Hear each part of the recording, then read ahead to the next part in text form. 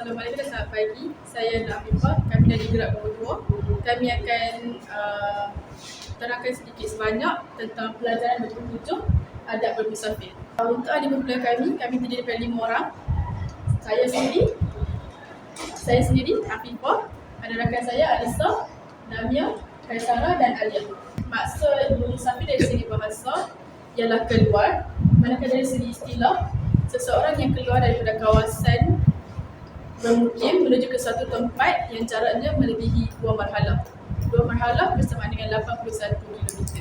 Surah Al-Ankabut ayat 20. Yang membawa maksud, katakanlah mengembaralah kamu di muka bumi serta lihatlah bagaimana Allah telah menciptakan makhluk-makhluk dari asal kejadian. Ataupun lebih ringkasnya daripada bahasa kita, Allah mewajarkan kita untuk keluar mengembara dalam bumi Allah ni dan lihat kecantikan-kecantikan alam yang telah Allah cipta daripada awal. Terdapat beberapa adab bermusafir, iaitu bermusafir dengan tujuan dan niat yang baik, sunat membaca basmalah sebelum keluar, membaca doa menaiki kenderaan dan bermusafir. Doa menaiki kenderaan dan bermusafir ialah Bismillah Tuhan Tautu Allah dan la haula wala quwwata illa billah al-azim. Terdapat beberapa lagi adab bermusafir seperti contoh sedia berkelas secukupnya sebelum keluar, sebelum musafir, mohon petunjuk Allah sebelum bermusafir, ucapkan selamat tinggal kepada keluarga, lantik seorang ketua jika lebih daripada 3 orang, tidak meninggalkan salat fardu mematuhi undang-undang, sunat membanyakkan doa ketika bermusafir, dan akhir sekali segera pulang setelah selesai kursi. Jadi saya akan terangkan tentang kelebihan orang bermusafir. So antara kelebihan orang bermusafir adalah melihat keindahan alam ciptaan Allah SWT. Doa orang bermusafir ni dimaksudkan menambah ilmu pengetahuan, iman ditingkatkan, lepas tu mendidik diri menjadi hamba yang bersyukur dan juga sabar, dan last sekali bergaul dan berkenalan dengan pelbagai bangsa. So seterusnya adalah rusa orang bermusafir. Jadi maksud rusanya adalah benda yang Allah bagi untuk certain thing yang untuk diujikan.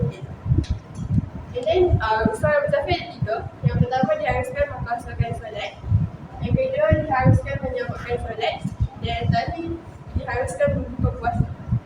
So seterusnya kita ada hikmah mengamalkan adab bermusafir. So pertama kita ada perjalanan di kaki Allah.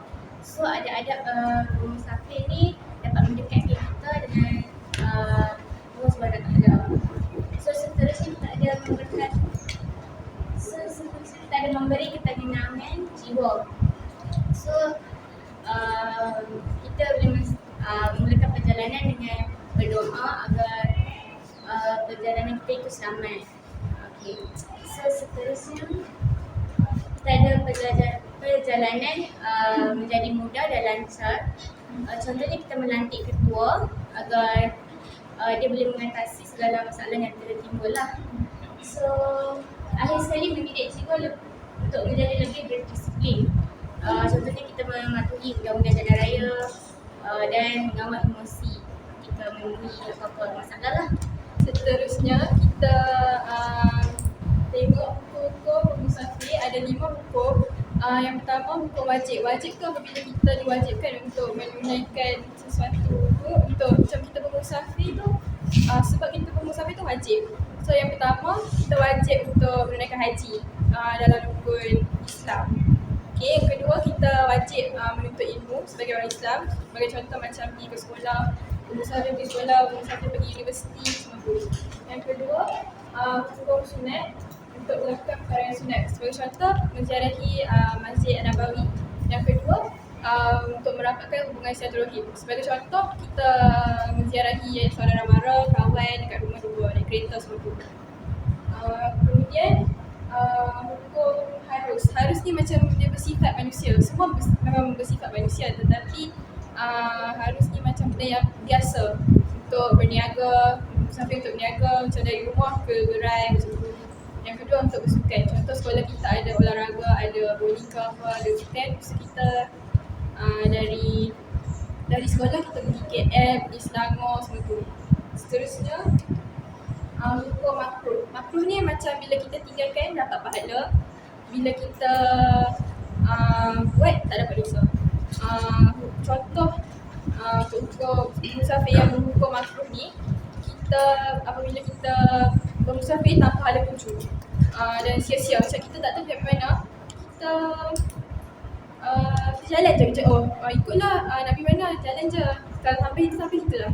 Kemudian haram, lakukan perkara yang haram. Contoh kita musafir dari Penang ke KL nak tengok konsert yang haram, yang liar, semua tu. Seterusnya untuk yang dah berkahwin, isteri yang tidak meminta izin suami untuk bermusafir keluar jauh-jauh. Itu sahaja dari kumpulan kami. Sekian, terima kasih.